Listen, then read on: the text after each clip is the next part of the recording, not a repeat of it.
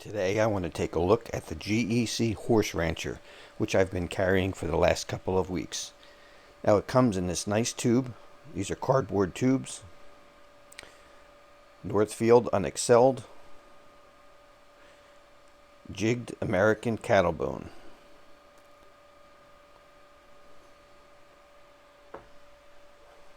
Now this knife reminds me of a couple of other knives. But before I get into this, let's take a quick look at some of the specs. This is off of traditionalpocketknives.com. They list it as a closed length of 3.6 inches.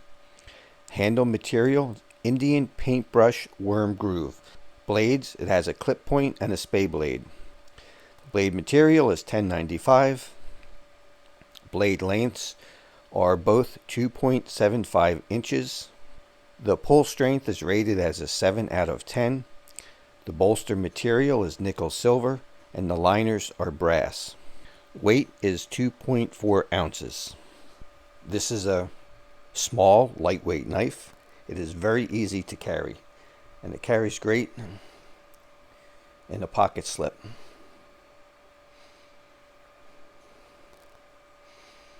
This knife, you don't even know it's there. Let's take a look at the clip point blade.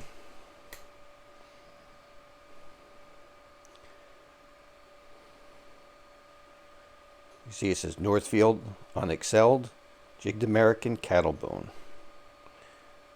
Give you a close up here. Great Eastern Cutlery, Titusville, PA. It's got half stops.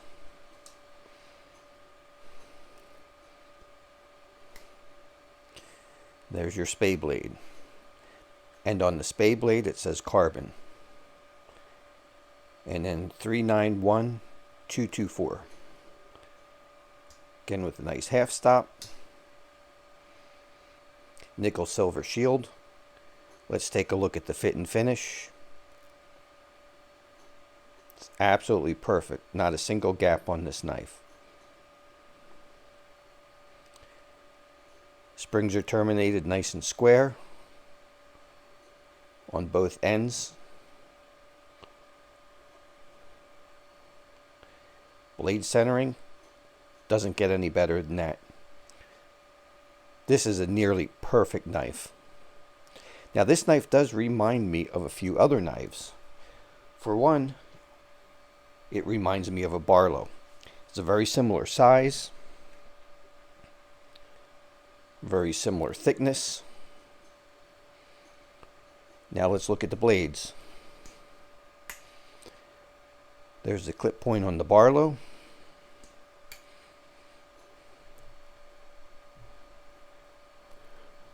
Compared to the clip point on the Horse Rancher. As you can see, they're pretty close to identical.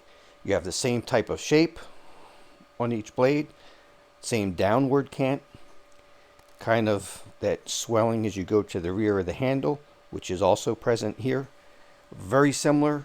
The difference is you'll see right in here, you'll see the bolster is much longer on the Barlow than it is on the Horse Rancher. Now there's another knife that the Horse Rancher reminds me of.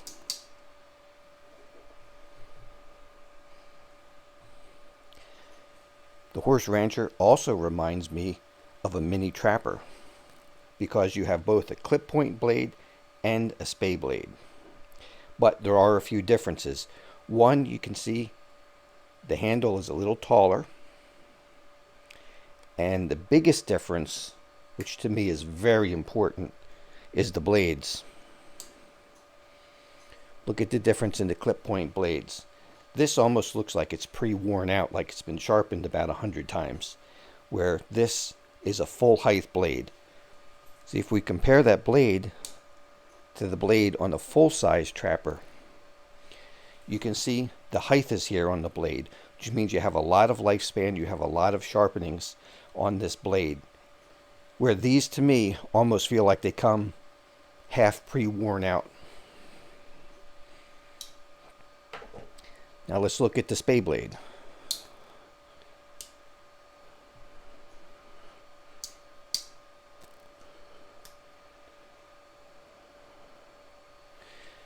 Same thing on the spay blade.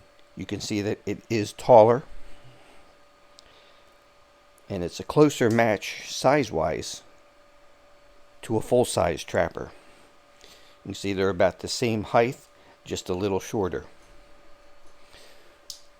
So all things considered,